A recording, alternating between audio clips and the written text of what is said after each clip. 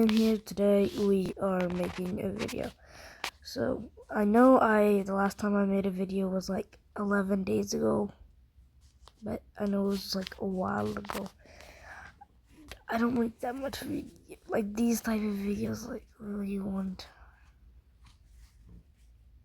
I didn't do a video for months. Today we are doing a giveaway in Grow a Garden.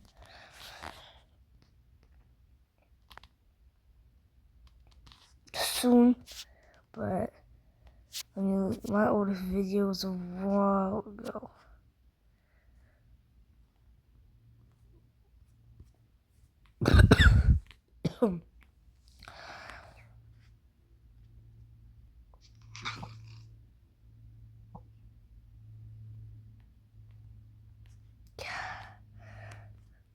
Well, today we are reacting to this channel called...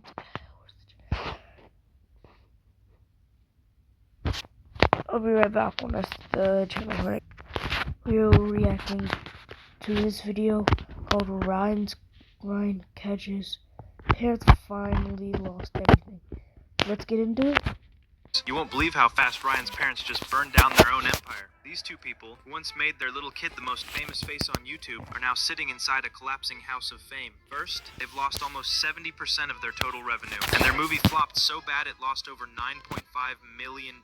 Yeah, the same family who used to earn millions every month from Ryan's World, now struggling to even touch the same success they built on their own kid's childhood. And honestly, it's karma working overtime. But let's go back and see how it all started, because trust me, this fall didn't come out of nowhere. Back in 2015, Ryan's parents, Jiyeon and Luan Kaji, decided that watching their 3-year-old open toy boxes would somehow be peak entertainment. And you know what? It worked. Their kid went from being just another toddler to becoming the highest paid YouTuber in the entire world, earning over $20 million a year. Not bad for a kid who couldn't even tie his own shoelaces. I'm drinking you. Wow. We're just testing it out with it. But behind that cute smile and colorful toy boxes, something darker was happening. Ryan was basically turned into a walking ATM, and his parents became the ones who kept pressing withdraw. They quit their normal jobs. Luan was a chemistry teacher, Jiyeon an engineer, and built their own company called Sunlight Entertainment. They hired a 30-person crew, filled their house with lights, cameras, and scripts, and made Ryan the full-time content employee.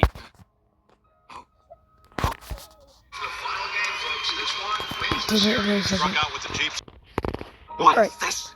5-year-old threatens to dethrone YouTube king PewDiePie over my goddamn dead body. By 2019, Ryan's face was literally everywhere. Walmart toys, Colgate toothpaste, Macy's parade balloon, you name it. Kid became a billion-dollar brand while still learning multiplication tables. But people started noticing something didn't feel right. Critics said this wasn't family fun. This was child exploitation wearing a smiley face. Ryan's World parents are so greedy, they're never going to let this man retire. Ever. This person even said he can't wait for the flood of lawsuits from these kids to their parents. And soon the FTC launched an investigation because Ryan's videos looked more like disguised advertisements than real playtime. Tiny kids couldn't even tell what was an ad and what wasn't. That's when the Kajis had to rebrand from Ryan's Toys Review to Ryan's World, basically trying to hide the commercial smell behind a cute new name. But the truth didn't change, because ethics don't pay as good as views do. Ryan was working harder than most adult creators, up to 25 video segments a week. His life was fully monetized. Family vlogs, challenges, morning routines, even brushing teeth became content. And the worst part? There were no laws protecting his earnings like Hollywood child actors have. Legally, all the money belonged to his parents. Ryan might have been the breadwinner, but his parents were holding the bread, the butter, and probably the whole grocery store. Then came karma. When YouTube changed its rules after the COPPA crackdown, every kid-based channel got hit hard. Luan herself admitted that they lost 70... Okay, so guys, just know I'm not that YouTuber who'll just talk about it and pause it. I'll let y'all listen to it and then I'll talk about it at the end. percent of their income overnight. Not a drop, a crash. And right after that, they tried to bounce back by making a movie, Ryan's World Titan Universe Adventure. Guess what? Budget, $10 million. Box office, $624,000. They lost $9.5 million.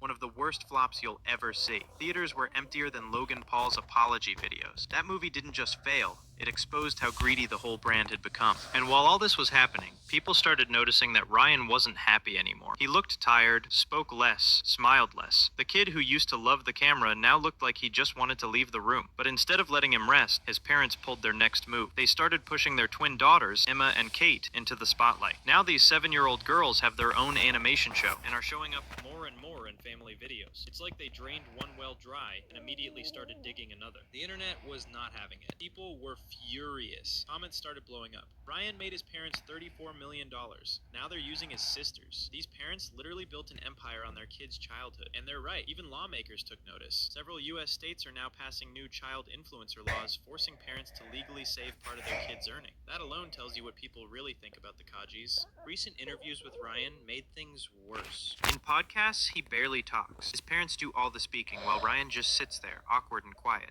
I'm about to expose Ryan's World. Recently, there was a YouTuber who interviewed Ryan's World and it got over 2 million views. So cool, right? Wrong. Because during this interview, something didn't feel right. Ryan barely spoke at all. Didn't seem happy. Most of the time, it was his parents speaking.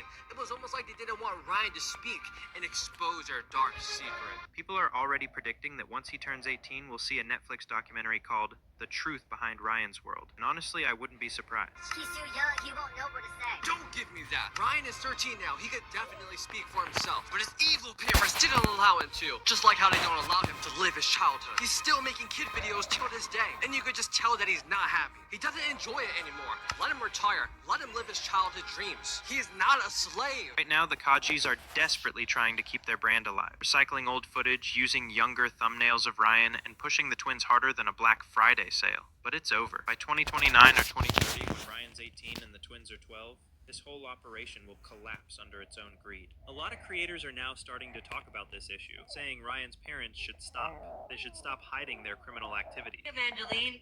Hey, Ryan. Thank you so much for being in the movie. Oh, thank you. Oh, the dude's... Tell everybody about the character you play. Let him retire.